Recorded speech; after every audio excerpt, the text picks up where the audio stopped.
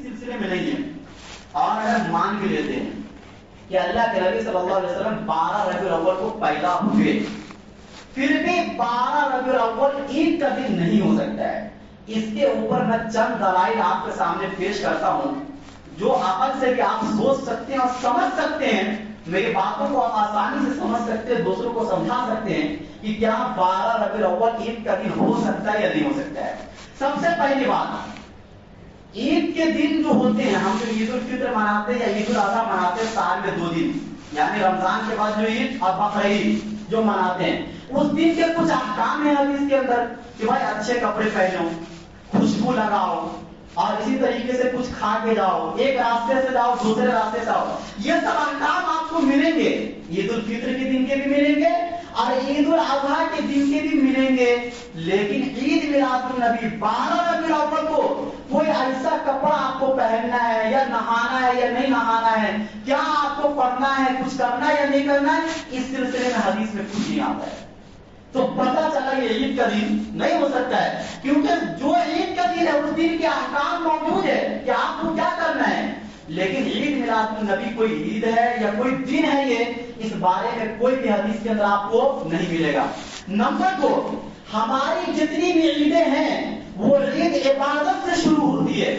چنانچہ آپ عید الفطر منانے جاتے ہیں, 2 رکعت نماز پڑھ کے آپ اپنی خوشی کا اظہار کرتے ہیں. آپ بقرعید کے دن بھی جانور بعد میں ذبح کرتے ہیں, گوشت آپ بعد میں کھائیں گے, لیکن پہلے 2 رکعت نماز ادا کر کے اللہ کو ہم پہلے خوش کرتے ہیں, اس کے بعد ہم مخلوق کو خوش کرتے ہیں. پتہ چلا کہ ہماری جو بھی عیدیں ہیں وہ عبادت سے شروع ہوتی ہے. اس دن کوئی عبادت ہے یا نہیں ہے, اس بارے میں حدیث میں کوئی بات نہیں. بڑے بڑے علماء اس بارے میں کچھ نہیں کہتے ہیں.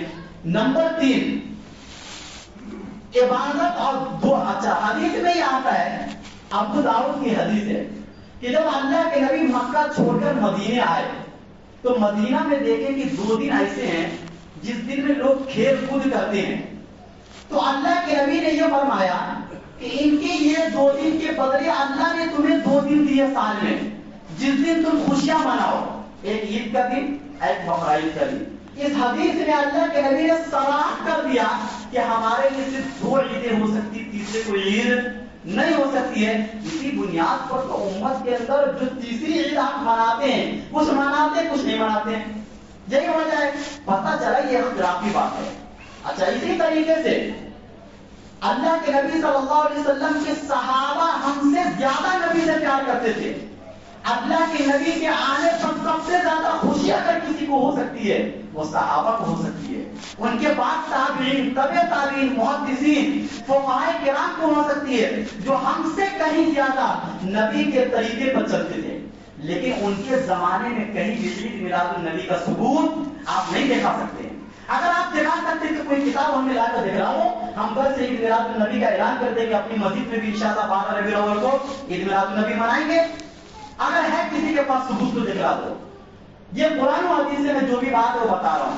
اسی طریقے سے جو بھی عیدیں ہوتی ہیں مسلمانوں کی وہ صبح کو ہوتی ہے, رات کو غیروں کا تہوار ہوتا ہے, ہندوؤں کا تہوار یا کرسچنوں کا تہوار یا یہودیوں کا تہوار, جو بھی آپ تہوار آپ مناتے ہیں یعنی جو غیر مناتے ہیں وہ رات کو مناتے ہیں. مسلمانوں کی جتنی بھی عیدیں ہیں وہ کب ہوتی ہے, دن کی روشنی میں ہوتی ہے. اور عید میلاد النبی عام طور سے لوگ راتوں میں زیادہ مناتے ہیں.